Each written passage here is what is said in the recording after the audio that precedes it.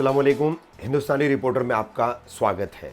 आज हम आपके सामने फिर एक बार मुमरा कौसा के कब्रिस्तान के मुद्दे पर एक चौंकाने वाली और खुलासा करने वाली खबर लेकर के हाजिर हुए हैं। ये खबर कम और इस खुलासे को सामने लाने वाला एक इंटरव्यू है जिसे हमने कौसा कब्रिस्तान कमेटी के कौसा जामा मस्जिद के जो ट्रस्टी हैं मुतवल्ली जनाब हारून राउत और जनरल सेक्रेटरी जनाब लियाकत ढोले, इनसे बातचीत किए। ये खास बातचीत, ये खास इंटरव्यू हमने किया है। कुछ तकनीकी चीज़ों पर हमने जानकारी ली और उस पर जो है हमने इनसे बात की। जैसे कि सभी लोगों को पता है, सर्वे नंबर 55, 56, 57, 58 इनके हिस्सों की ज़मीन को मिला करके 12.5 एकड़ की हद में 4 अप्रैल 2010 को एक स्लॉटर हाउस का रिजर्वेशन अर्बन डेवलपमेंट मिनिस्ट्री और स्टेट गवर्नमेंट ने यहां पर डाला था, जिसे मनपा की डीपी प्लान में भी शामिल किया गया। अचानक 2016 से अंदर ही अंदर कागजी तौर पर कार्रवाई करते हुए इसी जमीन पर कब्रिस्तान, स्मशान भूमि और क्रिश्चियन दफन भूमि, जिसका रिजर्वेशन जहां क्रिकेट खेला जाता है मित्तल मैदान के पास, वहां पे सर्वे नंबर 51, 64, 66, 67, 107, 117, 118 ऐसी 9 सर्वे नंबर की जमीनों के हिस्से थे, वहां डाला गया था। तो वहां से ये इस जमीन पर चला आया। बहरहाल स्लॉटर हाउस की जमीन आरक्षित थी, वो अब वहां पर कब्रिस्तान बन गया। कैसे बना? विधायक जितेंद्र आवाड़ और मनपा आयुक्त संजीव जायसवाल का आगामी 24 फरवरी को कौसा शिमला पार्क में एक बहुत बड़ा सत्कार समारंभ किया जाने वाला है। ठीक है, सारे विवादों को एक तरफ रख दीजिए, सारी बातों को एक तरफ रख दीजिए। जो आरक्षणों का फेरबदल किया गया है, स्थानांतरण किया गया है, जिसे खुद विधायक जितेंद्र आवाड़ ने कमिश्नर की दादागिरी से बनाया गया कब्रिस्तान कहा है, ये सारी चीजें जो है उसको एक तरफ रख दें और हम अब वहां पर कौसा कब्रिस्तान कमेटी के जिम्मेदारों ने जैसे बताया कि 30 मैयतें अब तक वहां दफन हो चुकी है, इसे हम मान भी लें, सारे मुद्दों को एक तरफ रख दे। अब यहां पर कब्रिस्तान शुरू हो चुका है, तो सवाल हमारा यह है, तो क्या यह कब्रिस्तान लीगली शुरू हुआ है या नहीं? तो आज हम दावे के साथ कहते हैं कि यह कब्रिस्तान जो यहां पर बनाया गया, जिसके बारे में बड़ा ही प्रोपेगेंडा किया जा रहा है, रजा और जजा की बातें की जा रही है,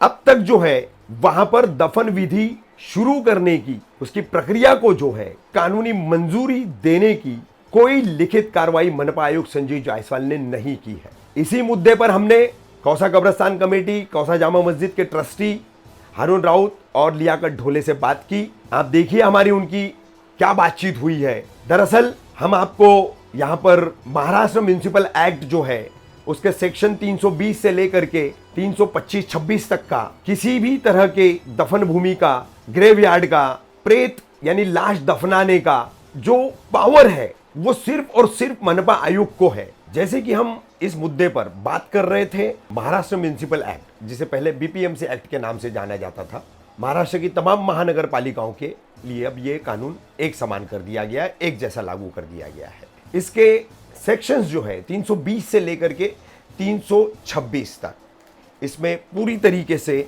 दफन भूमि को लेकर के, यानी कि लाशों की तजवीज करने के लिए, मराठी में जिसे प्रेतांची विल्हेवाट कहते हैं, उसे करने के लिए क्या अमेंडमेंट है, क्या पावर्स है और वो किसको डेलीगेट किए गए हैं, किसे वो अधिकार दिए गए हैं, उसका पूरा लेखा जोखा साफ दिया गया है। 320 में जो है place for disposal of the dead to be registered, अब 320 जो है उसमें सब सेक्शंस भी है, 1 से लेकर 6 तक सब क्लॉज है उसके। इसके अलावा 321 जो है provision of new places for disposal of the dead, ये मैं आपको बता दूं महाराष्ट्र म्युनिसिपल एक्ट है और ये कह रहा है, जो बात आपके सामने हिंदुस्तानी रिपोर्टर आज रख रहा है वो ये बात इस एक्ट द्वारा कही जा रही है, ये हमारे घर से नहीं है ये बात। तो 322 बीपीएमसी एक्ट का section 322, new places for disposal of the dead not to be open without permission of commissioner, यानी कि मनपा आयुक्त की अनुमति के बगैर कोई भी किसी भी नई जगह पर जो है दफन विधि की प्रक्रिया शुरू नहीं कर सकता है। 326 तक के अलग अलग वेरिएशन है, इसमें सब सेक्शंस है। आपको बता दें कि मराठी में भी ये उपलब्ध है, हिंदी में भी ये उपलब्ध है। इसके बावजूद ये खेल सा एक खेला गया, आपने कब्रिस्तान शुरू कर लिया, आपने वहां पर तदफीन शुरू करवा दी 30 मैयतें अधिकृत रूप से आज कब्रिस्तान कमेटी के लोगों ने कहा कि वहां पर दफन हो चुकी है। तो ये गैर कानूनी कब्रिस्तान क्यों शुरू किया गया? कम से कम उस पे मनपा आयुक्त अपनी मंजूरी तो दे दे। वहां पे दफन विधि की प्रक्रिया को मनपा आयुक्त ने मंजूरी दी है, उसको जो है महासभा की जनरल बॉडी की जो है मंजूरी तो ले ले, ताकि कम से कम वहां पर दफनाई जाने वाली मैयतें जो है वो अवैध न कहलाए। अवैध दफन की गई है इस तरीके से उसकी परिभाषा न हो और कानूनी रूप से वो वैध हो और जायज हो। इसलिए हमने ये बातचीत की आज कौसा कब्रिस्तान कमेटी के जिम्मेदारों से और पूरा लेखा जोखा कानूनी धाराओं के साथ में, उसके खुलासे के साथ में आपके सामने रखा है कि कैसे कब्रिस्तान के मुद्दे पर आज भी क्या राजनीतिज्ञ और क्या प्रशासन और क्या शासन सभी मिलकर अभी भी इस संवेदनशील मुद्दे पर किस तरह का खिलवाड़ कर रहे हैं, उसका खुलासा आपके सामने है। अस्सलाम वालेकुम, हिंदुस्तानी रिपोर्टर में आपका स्वागत है। पहली बार मुमरा कौसा के कब्रिस्तान के मुद्दे पर हिंदुस्तानी रिपोर्टर जो है कौसा कब्रिस्तान कमेटी और कौसा जामा मस्जिद ट्रस्ट के मुतवल्ली जनाब हारून राउत साहब और इसी ट्रस्ट के सेक्रेटरी, जनरल सेक्रेटरी जनाब लियाकत ढोले साहब से पहली बार बात कर रहे हैं। किन मुद्दों पर हमारी बात हो रही है वो आपके सामने आएगा ही। किन सवालों के हमें जवाबों की तलाश है, कौन सी ऐसी बातें हैं जो लोगों के सामने नहीं आ पाई है, वो इस मुद्दे को लेकर के जनाब हारून राउत साहब और लियाकत ढोले साहब के ज़रिए जो है ये तमाम बातें लोगों के सामने हमारी लाने की ये कोशिश है।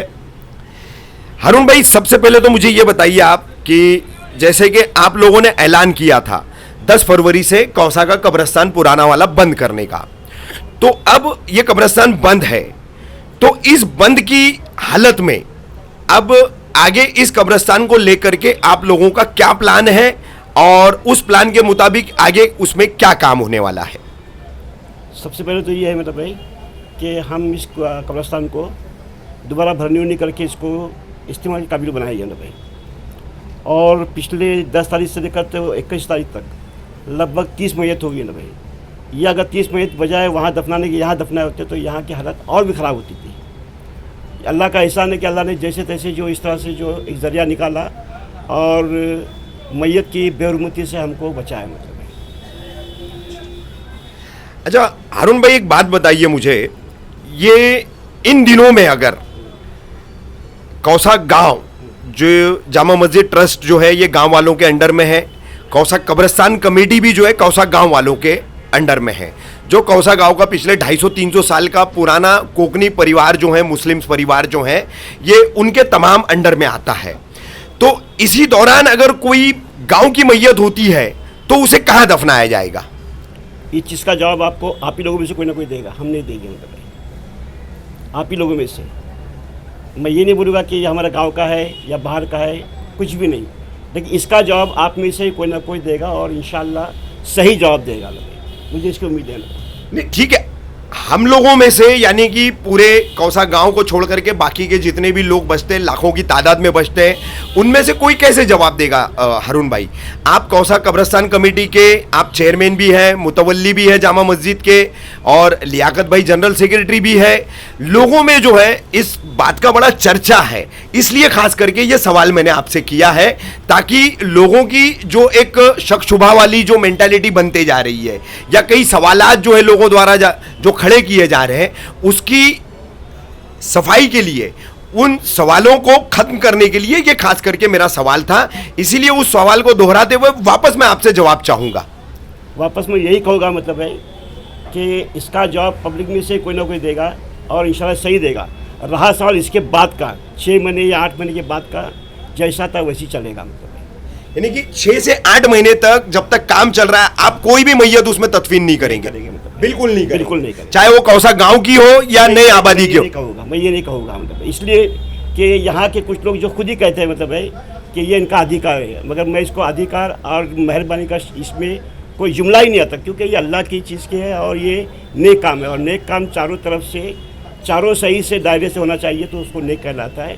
और अगर सियासी वालों को कुछ हो किसी और से कुछ और अमल, किसी और से कुछ और अमल, तो ये इस पर जो है मतलब है सही नहीं मतलब भाई। लियाकत ढोले साहब, आप क्या कहेंगे इस सवाल पर?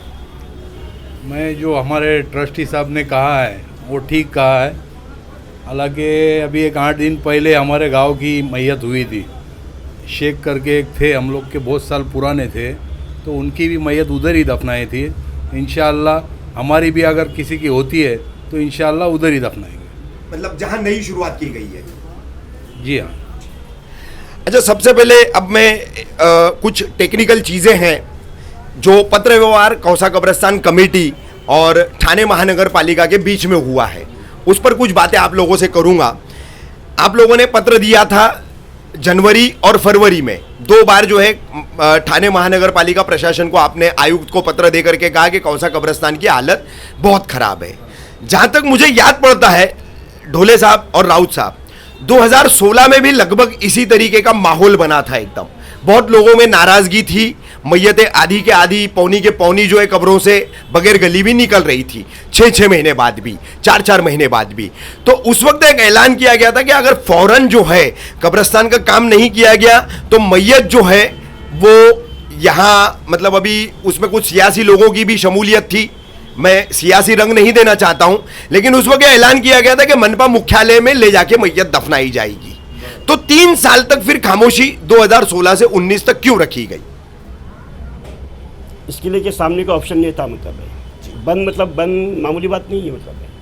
और ना ही हमारा अपना अपना राज है इसके पीछे कि हम जब चाहे बंद करें, ऐसा भी नहीं है। नहीं हरुण भाई, मैं बंद वाली बात पे नहीं बात कर रहा हूं। एक कब्रिस्तान की डिमांड की जो आक्रामकता थी, जो एग्रेसिवनेस था, आप ही का नहीं, तमाम मुसलमानों का, कौसा मुमरा के, सिर्फ आप मतलब एक कमेटी चला रहे इसलिए सिर्फ आपका नहीं, पूरे मुमरा कौसा के मुसलमानों की जो आक्रामकता थी, जो एग्रेसिवनेस था कि अब अगर, और उनको राजकीय राजनीतिक लोग जो है उसको बढ़ावा भी दे रहे थे उस वक्त कि अगर कब्रिस्तान नहीं मिला तो हम उसको अब मैयत, अगली मैयत को मनपा मुख्यालय में ले जाके दफनाएंगे। तो 3 साल तक ऐसे राजनीतिक लोग और तमाम ऐसी आक्रामकता दिखाने वाले लोग, उसमें कौसा के भी, मुमरा के भी, हर जगह के लोग शामिल है। पर्टिकुलर किसी एक की बात नहीं हो रही है, खुसूसन किसी एक की तरफ उंगली नहीं है, लेकिन उस वक्त ये माहौल बना था। लेकिन 3 साल में वो माहौल कहां चला गया, कैसे चला गया, पता नहीं चला, और इस तरीके की खामोशी अपना ली गई। उसके पीछे का क्या मतलब वजह हो सकती है आप लोगों के नजरिए से? नजरिया पूछ रहा हूं मैं। मेरे पास का कोई जवाब नहीं। लियाकत भाई, क्या कहेंगे आप? हमारे इधर मुमरा पुलिस स्टेशन के सीनियर पीआई उन्होंने भी रिक्वेस्ट किया और सारे नगर सेवक ने मिलके हमसे ये बाखुदा यानी ये किया गया कि थोड़े दिन रखो, चालू रखो थोड़े दिन कब्रिस्तान, इसलिए हमने चालू रखे थे। अच्छा, मुझे एक बात बताइए, अब ये जो सर्वे नंबर 55, 56, 57, 58 पर नया कब्रिस्तान जो शुरू किया है ठाणे महानगर पालिका ने, तो इसको शुरू करने के लिए ठाणे महानगर पालिका के किन किन अधिकारियों ने कौन कौन से पत्र कौसा कब्रिस्तान कमेटी को आप लोगों को दिए? ठाणे महानगर पालिका आयुक्त, इनका लेटर है हमारे पास, और सहायक आयुक्त गोसालवी का लेटर है, और सहायक आयुक्त और किसी का है लेटर। 3 लेटर हमको मिले। अच्छा, महानगर पालिका आयुक्त का लेटर मिला है आपको? क्या आप हिंदुस्तानी रिपोर्टर के माध्यम से वो लेटर लोगों को दिखा सकते हैं? जनाब हारून राउत साहब और लियाकत ढोले साहब, आपने अभी जो पत्र बताए, ये एक सार्वजनिक बांधकाम विभाग मुमरा प्रभाग समिति के कार्यकारी अभियंता है धनंजय गोसावी, इनका साइन किया हुआ पेपर है, और एक जो है मनपा उपायुक्त मनीष जोशी जो है इस जोन के उपायुक्त हैं, उनका साइन किया हुआ पेपर है। इन दोनों ने आपको पेपर में लिख करके दिया है कौसा कब्रिस्तान कमेटी को कि आयुक्त की मान्यता से ये कब्रिस्तान शुरू करने का काम यहां पर किया जा रहा है, जिसमें आपके सहयोग की जरूरत है। आपकी जानकारी के लिए मैं बता दूं, महाराष्ट्र म्युनिसिपल एक्ट जो है, जो पहले बीपीएमसी एक्ट कहा जाता था, जिसे बाद में महाराष्ट्र की तमाम महानगर पालिकाओं के लिए लागू किया, एमआरटीपी एक्ट भी आप देखेंगे, ये दोनों कानून जिसके ऊपर कारपोरेशन का काम चलता है, इसमें सेक्शन 321 है जो कब्रिस्तान या कहीं किसी भी तरह के मजहबी तदफीन के लिए, दफनाने के लिए जमीन रिजर्व रखने का पावर कमिश्नर को देता है। 322, 323, 324 यहां तक के जो है सारे पावर्स कमिश्नर के पास है। किसी भी कमिश्नर के दर्जे के नीचे का अधिकारी कहीं भी दफन विधि शुरू करने का लेटर दे नहीं सकता। वो सिर्फ और सिर्फ कमिश्नर दे सकता है, यानी कि मनपा आयुक्त के पास इकलौते के पास वो अधिकार है। तो मनपा आयुक्त का कोई भी पत्र आपको मिला नहीं है कौसा कब्रिस्तान कमेटी को, ये बात तो सच है ना? सच है, बिल्कुल सच है ना ये हरुण भाई? ये तो कोई मिला नहीं है भाई। आपको सिर्फ धनंजय गोसावी और मनीष जोशी ने ये लेटर दिया है। तो मैं अब आपको ये खुलासा करना चाहूंगा कि एक तरह से कौसा कब्रिस्तान कमेटी का इस्तेमाल ठाणे महानगर पालिका ने अपने हिसाब से किया, ऐसा मैं स्पष्ट रूप से जो है ठाणे मनपा प्रशासन पे हिंदुस्तानी रिपोर्टर का आरोप है कि आपने कौसा कब्रिस्तान कमेटी को सिर्फ इस्तेमाल किया अपनी जरूरतों को पूरा करने के लिए, अपने किए हुए एडजस्टमेंट को जो है सही ठहराने के लिए। क्योंकि यह अधिकार किसी भी जगह को रिजर्व करना और उसमें दफन विधि शुरू करने का आदेश देने का, लिखित आदेश देने का अधिकार सिर्फ और सिर्फ मनपा आयुक्त को है। तो यहां पर आपके पास मनपा आयुक्त संजय जायसवाल का कोई भी पत्र उपलब्ध नहीं है। तो कुल मिलाकर के एक बात यह वाजे हो गई कि धनंजय गोसावी जो कार्यकारी अभियंता है उनको पावर नहीं है, उपायुक्त मनीष जोशी जो जोन 1 के उपायुक्त है उनको कोई पावर नहीं है। तो उन्होंने ये 2 लेटर दे करके अपने प्रशासनिक पद का गलत इस्तेमाल करके गैर कानूनी काम किया है। आपका कौसा कब्रिस्तान कमेटी का जो है गुमराह करके इस्तेमाल किया है और पूरे शहर को गुमराह किया है, यह साफ हो जाता है। अब इस पर आप क्या कहेंगे लियाकत ढोले साहब? ये हमको तो कमिश्नर साहब से हम खुद मिले थे, हमको उन्होंने कहा था कि आपको कब्रिस्तान हम लोग दे रहे करके। नहीं ठीक है, कमिश्नर साहब ने आपको जबानी कहा, लेकिन अब तक इस 55, 56, 57, 58 की जमीन पर जो भी बनाया गया है उसे हम कब्रिस्तान के तौर पर मान्यता दे रहे और कौसा कब्रिस्तान कमेटी अपना सहयोग देकर के यहां पर दफन विधि शुरू कराए, ऐसा कोई पत्र आपको लिखित में कमिश्नर ने नहीं दिया है। नहीं, वो है ना, संदर्भ है उसमें कमिश्नर। नहीं, कमिश्नर के पत्र की बात कर रहा हूं मैं, संदर्भ की बात नहीं कर रहा हूं। हेलो, इन्हें बोलने का मतलब हमको ओरली उसने बोला था, लिखत में अभी तक कुछ नहीं दिया जी। इस पूरी टेक्निकल चीजों को समझने के बाद क्या कहेंगे आप? मैं इसको समझ नहीं पा रहा क्या राजनीति चल रही है। इतना है कि तकलीफ हमारी जो है ना, अगर हम किसी फोटो के माध्यम से या फिल्म के माध्यम से बता सकते तो हम ज़रूर बताते हैं, मगर इसके लिए हमारा मज़ा हमको इजाज़त नहीं देता। वरना कब्र का इतना बुरा हाल है कि कौन सुनना पसंद नहीं करता। मतलब जी हरुण भाई, मैं आपकी बात को 1000% एक्सेप्ट करता हूं। कौसा कब्रिस्तान अपने बड़े बुरे हाल से गुजर रहा था, बहुत ही हालात उधर खराब थे, बहुत मजबूरी में आपने कहीं कोई एडजस्टमेंट स्वीकारा है तो वो सिर्फ और सिर्फ कौम और लोगों के भले के लिए। इस बात को जो है सभी लोग मान रहे, लेकिन कमिश्नर का पत्र आपके पास नहीं है। कौसा कब्रिस्तान कमेटी को मनपा आयुक्त संजय जायसवाल ने लिखित में कहीं नहीं दिया है।